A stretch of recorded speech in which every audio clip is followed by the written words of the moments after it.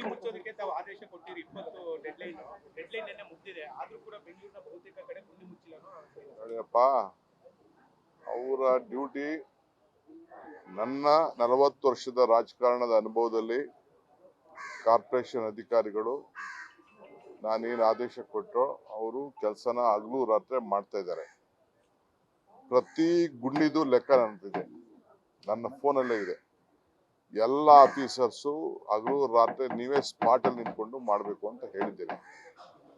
ಇವತ್ತು ನಾಳೆನೋ ನಾಡಿದ್ದು ತಿರ್ಗಾ ನಾನು ನೈಟ್ ರೌಂಡ್ಸ್ ಮಾಡ್ತಾ ಇದ್ದೀನಿ. ಈಗ ನಾನು ಆದೇಶ ಕೊಟ್ಟಿದ್ದೀನಿ, ರಾತ್ರಿ ಹೊತ್ತು ಟ್ರಾಫಿಕ್ ತೊಂದರೆ ಆಗೋದು ನಿಮಗೂ ತಿಳಿಸ್ತೀನಿ, ನೈಟ್ ರೌಂಡ್. ಸೊ ಒಂದು ದೊಡ್ಡ ಅಭಿಯಾನ ಥರ ಮಾಡಿ, ಇದು ಒಂದು ದೊಡ್ಡ ಸಾಧನೆ ಅಂತ ನಾನು ಹೇಳೋದಿಲ್ಲ, ಒಂದು ಪ್ರಯತ್ನ ಅಂತ ನಾವು ಮಾಡಿದ್ದೀವಿ. ಅದನ್ನು ಯಾವ ರೀತಿ ಮಾಡಿದ್ದಾರೆ, ಕ್ವಾಲಿಟಿ ಏನಿದೆ ಅಂತ ಕೂಡ ನಾನು ಒಂದ್ಸತಿ ಚೆಕ್ ಮಾಡೋನಿದ್ದೆ. ನಾನೇ ಖುದ್ದಾಗಿ ಹೋಗ್ತೀನಿ. ಸೊ ನಿಮಗೂ ನಾನು ಕರಿತೀನಿ. ಸೊ ಕೆಲಸ ಆಗ್ತಾ ಇದೆ ಒಂದೇ ದಿನಕ್ಕೆ, ಏಕೆಂದರೆ ಮಧ್ಯ ಮಳೆ ಬೇರೆ ಬೇರೆದೆಲ್ಲ ಗಮನದಲ್ಲಿ ಇಟ್ಕೊಂಡು ಕೆಲಸ ಮಾಡಬೇಕಾಗಿತ್ತು. ಅಷ್ಟೋ ಇಷ್ಟೋ ಮಾಡಿದ್ದಾರೆ ಅಂತೇಳಿ ನೀವು ವರದಿ ಮಾಡಿದ್ದೀರಿ. ನಮ್ಮ ಬದ್ಧತೆ ಇದೆ, ನಮ್ಮ ಕರ್ತವ್ಯ ಇದು. ಆ ಕೆಲಸನ ನಾವು ನಾಗರಿಕರಿಗೆ ಅನುಕೂಲ ಮಾಡುವಂಥ ಕೆಲಸ ಮಾಡಿದ್ವಿ. ನಾನು ಬೇರೆ ರಾಜ್ಯದಲ್ಲೂ ಹೋಗಿದ್ದೀನಿ, ಡೆಲ್ಲಿಲಿ ಹೋಗಿದ್ದೀನಿ, ಬೇರೆ ಕಡೆ ನೋಡಿದ್ದೀನಿ.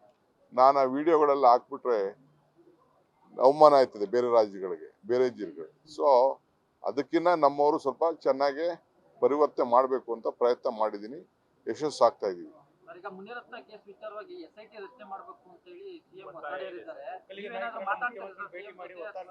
ನಾನು ಇನ್ನ ನನಗೆ ಸಿಕ್ಕಿಲ್ಲ.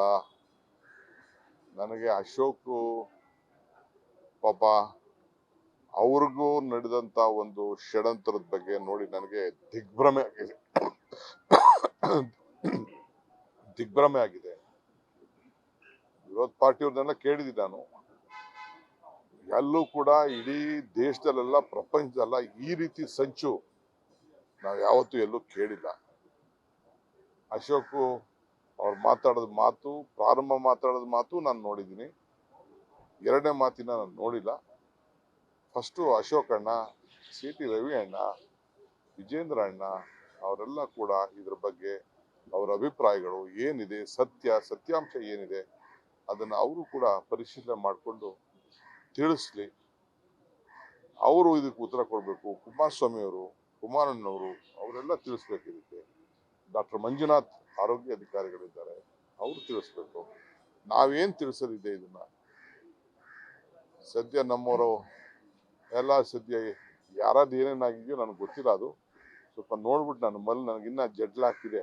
ನನ್ನ ಪೇಪರು ಟಿವಿಗಳನ್ನ ನೋಡೋಕ್ಕಾಗಿಲ್ಲ. ಬಿಜೆಪಿ ಸೇಡಿನ ರಾಜಕಾರಣ ನಡೀತಾ ಇದೆ ಮುನಿರತ್ನ ವಿರುದ್ಧ ಅಶ್ವಥ್ ನಾರಾಯಣ ಹೇಳಿದ್ದಾರೆ. DK ಬ್ರದರ್ಸ್ ಅವರ ಒಂದು ಷಡ್ಯಂತ್ರ ಇದು ಅಂತೇಳಿ ನೇರವಾಗಿ ವಿಜೇಂದ್ರ ಮತ್ತು ಅಶ್ವಥ್ ನಾರಾಯಣ ಇರ್ಲಿ, ನೆನೆಸ್ಕೋತಾ ಇರಲಿ. ನಾನು ಅವ್ರನ್ನ ನೆನೆಸ್ಕೋತಾ ಇರಬೇಕು.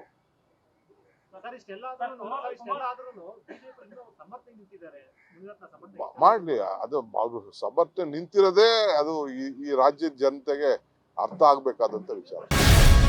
ಗ್ಯಾರಂಟಿ ನ್ಯೂಸ್, ಸುದ್ದಿ ಖಚಿತ, ನ್ಯಾಯ ನಿಶ್ಚಿತ.